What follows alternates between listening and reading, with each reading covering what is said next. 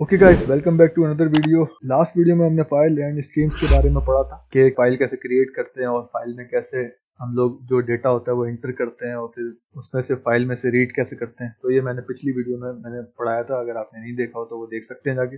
इस वीडियो में हम लोग ट्राई कैच के बारे में पढ़ेंगे, उसको हम लोग एक्सेप्शनल हैंडलिंग भी कहते हैं। तो शुरू करते हैं। फिर इसको समझाने के लिए एक एग्जाम्पल की हम लोग मदद लेते हैं, जैसे कि एक फॉर्मूला होता है I is equals to V upon R। तो ये ओम्स लॉ आपने अगर पढ़ा हो फिजिक्स में तो उसका एक फॉर्मूला होता है और उसी से ये ड्राइव हुआ था। जैसे V is equals to I R होता है तो मैंने उसी से ये ड्राइव करा है, तो I is equals to V upon R। तो ये फॉर्मूला मैंने लिया इसलिए है ताकि कुछ सही एग्जाम्पल होगी तो समझ में ज़रा सही तरीके से आएगा कि हो क्या रहा है। और इससे फिर आपको ये भी समझ में आएगा कि ये जो फॉर्मूला है, कभी कभार ऐसा होता है कि हमें कुछ प्रोग्राम्स लिखने होते हैं जिसमें ओम्स लॉ लगता है। डेवलपर को किसी ने रिक्वायरमेंट दी है, कोई क्लाइंट आया उसने रिक्वायरमेंट दी उसको कि भाई मुझे ना आप ऐसा प्रोग्राम बना के दो जिसमें ना करंट निकाल सके। तो उसमें क्या करेंगे हम लोग, उसमें ये वाला फॉर्मूला इस्तेमाल करेंगे I is equal to V upon R। तो अब देखते हैं कि ट्राई कैच इसमें काम क्या करेगा, इसमें फायदा क्या होगा अगर हम लोग इसमें V is equal to I R के फॉर्मूले में ट्राई कैच लगाएंगे। तो एक्सेप्शनल हैंडलिंग में वैसे होता क्या है, होता ये कि जो हमारा एरर जो होता है, अगर कोई एरर आ जाए प्रोग्राम में तो वो एबनॉर्मली टर्मिनेट नहीं होता। उसमें क्या होता है कि वो फिर कोई एक्सेप्शनल या फिर कुछ मैसेज शो कर देता ताकि यूजर को समझ में आ जाए कि भाई ये चीज नहीं करनी, ये मैंने गलत वैल्यू डाल दी है तो मुझे कुछ और चीज करनी पड़ेगी, फिर सही हो जाएगा। तो शुरू करते हैं। सबसे पहले एक वेरिएबल बनाएंगे और उसमें मैं लिख देता हूँ I। जैसे कि V is equal to I R है तो I या फिर करंट, तो इस तरीके से मैं लिख देता हूँ ये करंट है। और इसमें कोई वैल्यू नहीं देंगे बल्कि वैल्यू यूजर से इनपुट लेंगे। फिर एक और वैल्यू है, अच्छा मैं इंटीजर में ही ले रहा हूँ दोनों वैल्यूज, दोनों जो वेरिएबल हैं वो मैं इंटीजर के ही क्रिएट कर रहा हूँ ताकि जरा समझने में आसानी रहे, फ्लोट नहीं ले रहा मैं। और दूसरी क्या होती है, R होती है, मतलब रेजिस्टेंस।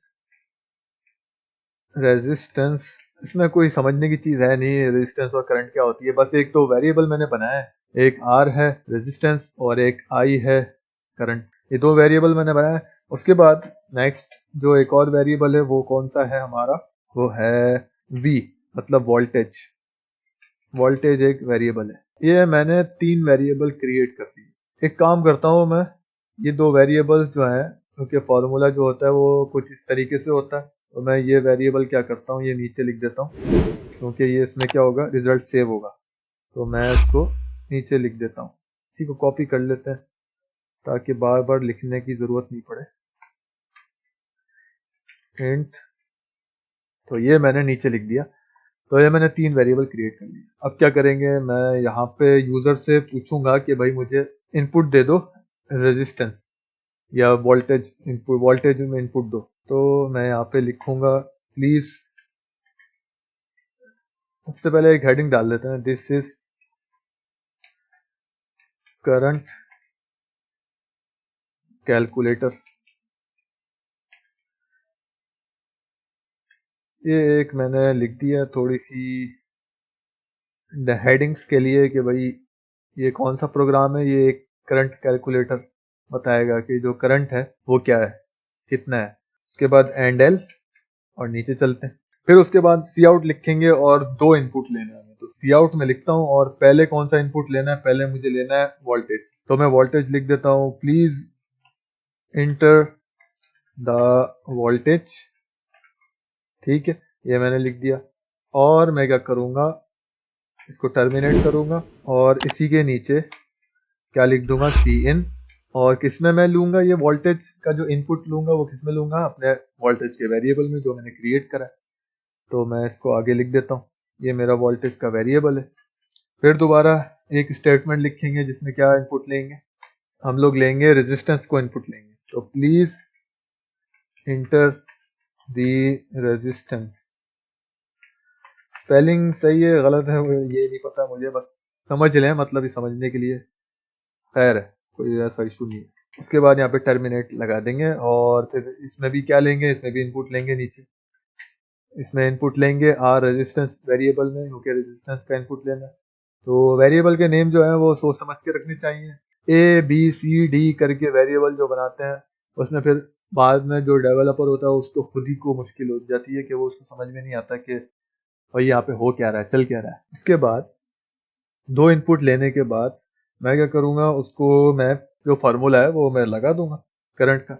तो फार्मूला क्या होता है, I is equal to V upon R। तो सबसे पहले I लिख देंगे, कॉपी पेस्ट कर देंगे, फिर V आता है ऊपर तो V और डिवाइड का साइन बनाएंगे, और फिर उसके बाद R नीचे जो होता है वो R होता है। आपने फिजिक्स पढ़ी है, फिजिक्स में होता है, ये काफी कॉमन फार्मूला है ये, ओम्स लॉ। उसके बाद ये जो है ये मैंने एक वेरिएबल बनाया है और उसमें मैंने रिजल्ट सेव कर दिया है, ठीक है। तो फिजिक्स को साइड में रखते हैं और ये देखते हैं कि यहाँ पे क्या हो रहा है। हमने 2 वेरिएबल बनाया है, उसमें मैंने डिवाइड करा है और उसको रिजल्ट जो आया मेरे पास उसको मैंने क्या करा है, इसमें सेव कर दिया है आई करंट। अच्छा, फॉर एग्जाम्पल हमारा जो डिवाइड होता है तो उसमें कभी कभार पॉइंट में वैल्यू आ जाती है।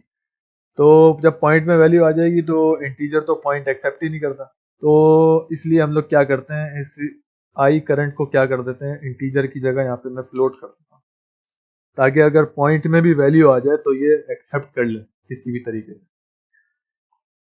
बस फिर यहाँ पे लास्ट में क्या करूंगा, मैं सी आउट और यहाँ पे मैं लिख दूंगा द करंट इज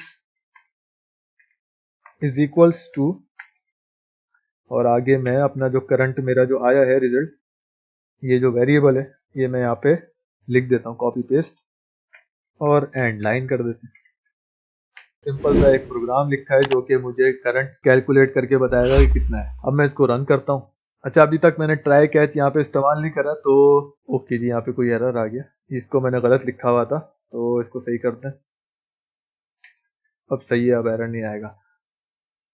अच्छा, इसमें एक चीज जो है वो देखने की है कि मैंने अभी तक ट्राई कैच का इस्तेमाल नहीं करा, तो वही मैं बता रहा हूँ कि ट्राई कैच इस्तेमाल कब करेंगे। अब देखें, मैं कोडिंग कर करके बता रहा हूँ ताकि जब कोई सिचुएशन क्रिएट हो जाती है तो फिर डेवलपर को पता चल जाता है कि भाई हाँ, अब यहाँ पे मुझे ट्राई कैच का इस्तेमाल करना है। तो मुझे भी अभी नहीं पता, मैं अपने आप को अज्यूम कर रहा हूँ कि अभी मुझे नहीं पता यहाँ पे ट्राई कैच लगेगा कि नहीं लगेगा। मैं अभी सिर्फ सिंपल एक कोड लिख रहा हूँ, अगर लगेगा तो वो मुझे पता चल जाएगा। कैसे पता चलेगा मैं अभी समझा देता हूँ आपको। यहाँ पे मुझसे पूछ रहा है वोल्टेज बताओ, वोल्टेज में बता देता हूँ 20, ठीक है 20 वोल्टेज है। और रेजिस्टेंस पूछ रहा है तो रेजिस्टेंस मैं यहाँ पे डाल देता हूँ, जैसे यूजर है कोई, तो अब यूजर तो कुछ भी डाल सकता है, तो मैं 0 डाल देता हूँ, मेरी मर्जी। तो जब मैंने 0 डाला तो उसने क्या करा, उसने मुझे कोई रिजल्ट ही नहीं दिया। हालांकि जब मैंने 0 डाल दिया है तो यहाँ पे आई करंट में मेरे पास 0 वैल्यू आ गई है, लेकिन उसने मुझे कोई रिजल्ट ही नहीं दिया। उसने टर्मिनेट कर दी, जो मेरी जो एप्लीकेशन थी वो इनवैलिड तरीके से टर्मिनेट हो गई। हालांकि मेरे पास रिजल्ट तो आना चाहिए था, यानी कि मेरे पास 0 तो लिखा होना चाहिए था ना, जैसे मैंने यहाँ पे लिखा है सी आउट, ये स्टेटमेंट तो प्रिंट ही नहीं हुई, ये स्टेटमेंट तो लिखी नहीं, the current is equals to, ये तो कहीं पर भी नहीं लिखा हुआ। तो अब ट्राई कैच लगेगा यहाँ पे। तो ट्राई कैच लगाने का तरीका क्या है, सबसे पहले आपने जहाँ पे प्रॉब्लम आ रही है वहां पे ट्राई लगा देना है। जैसे कि प्रॉब्लम कहाँ पे आ रही है, यहाँ पे आ रही है, इस वाले जो मेरा जो फॉर्मूला है यहाँ पे प्रॉब्लम आ रही है, क्योंकि यहीं पर ही वो सारी चीजें करेगा ना, डिवाइड करेगा फिर उसको रिजल्ट को सेव करेगा। तो इसमें तो कोई मसला नहीं है, यूजर ने इनपुट दिया और यूजर ने इनपुट दिया, सेव कर लिया, कोई इशू नहीं है। यूजर ने जो इनपुट दिया उसने सेव कर लिया। लेकिन मसला कहाँ पे होगा, मसला होगा इस फॉर्मूले में। ये जो फॉर्मूला है यहाँ पे उसने जो इनपुट किया तो वो डिवाइड करेगा और फिर रिजल्ट इसमें सेव कर देगा। तो कभी कभार वो 0, अगर जैसे अभी मैंने 0 इनपुट किया था तो वो यूजर 0 भी इनपुट कर सकता है, गलती से भी कर सकता है और जानबूझ के भी कर सकता है, प्रोग्राम को इनवैलिड तरीके से टर्मिनेट करने के लिए। तो इस चीज से बचने के लिए हम लोग ट्राई वहां पे लगाएंगे, फॉर्मूले पे मैंने ट्राई लगाया। तो अब यहाँ पे हम लोग क्या करेंगे, इस फॉर्मूले से पहले हम लोग एक यहाँ पे कंडीशन लगा देंगे। कंडीशन क्यों लगाएंगे, कंडीशन इसलिए लगाएंगे ताकि चेक कर सके कि जो यूजर ने जो इनपुट दिया है वो गलत तो नहीं दे दिया गया, वो मतलब ऐसा इनपुट तो नहीं दे दिया जैसे कि 0 तो नहीं दे दिया, कि उससे हमारा प्रोग्राम एबनॉर्मली टर्मिनेट हो जाए। तो यहाँ पे मैं लगाऊंगा इफ रेजिस्टेंस, क्योंकि नीचे क्या होगी, V I is equal to V upon R होता है, तो नीचे क्या है हमारे रेजिस्टेंस है। तो इफ रेजिस्टेंस, तो नीचे से जो भी नीचे कभी भी 0 अगर आ जाता है तो वो इंफिनिटी में चला जाता है नंबर। यहाँ पे मैं एक कंडीशन लगाऊंगा और मैं उसको लिख दूंगा if R resistance is equal equal to 0। तो ये क्या करे, ये कर दे थ्रो किसको, रेजिस्टेंस को।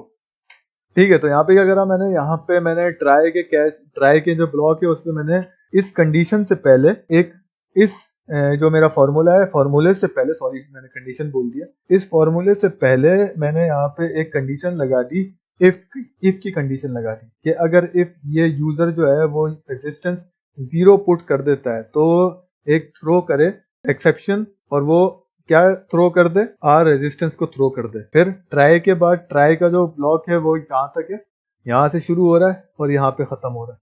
तो ट्राई के बाद नीचे हम लोग आएंगे और लिख देंगे कैच, उसके बाद ब्रैकेट लगाएंगे और लिखेंगे इंट एक्स, मतलब एक्सेप्शन। आप पूरा भी लिख सकते हैं लेकिन यहाँ पे मैं सिर्फ एक्स ही लिख रहा हूँ, ई एक्स करके लिख दें।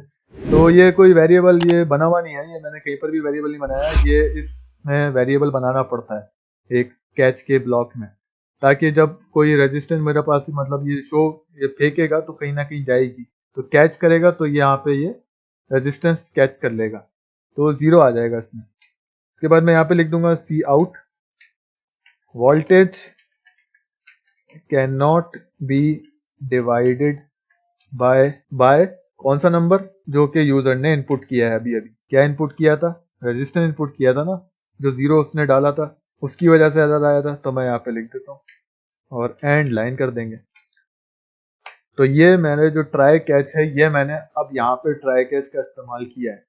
तो इसको मैं अब रन करके देखता हूँ कि अब भी मुझे एरर आ रहा है या नहीं आ रहा, या एरर आ रहा है तो वो एबनॉर्मली तो नहीं हो रहा टर्मिनेट, मतलब कोई ना कोई मैसेज तो दे ताकि यूजर को समझ में तो आए कि यहाँ पे वो क्या रहा है, मैंने गलती कहाँ करी है, ताकि अगर वो दोबारा फिर इनपुट करेगा, जाहिर सी बात है अगर गलती हुई है तो जो दोबारा इनपुट करेगा तो दोबारा वही गलती कर देगा। तो बार बार वही गलती करने से अच्छा नहीं है कि हम उसको ये बता दें कि भाई आपने यहाँ पे गलती कर दी, ये आप नहीं कर सकते, 0 को डिवाइड 0 कोई भी नंबर हो वोल्टेज को 0 से डिवाइड नहीं कर सकते, तो फिर यूजर को समझ में आ जाएगा अच्छा, तो फिर वो देखेगा और फिर वो सही से इनपुट दे देगा। तो यहाँ पे मैं 30 दे देता हूँ वोल्टेज में और रेजिस्टेंस में मैं 0 ही दूंगा।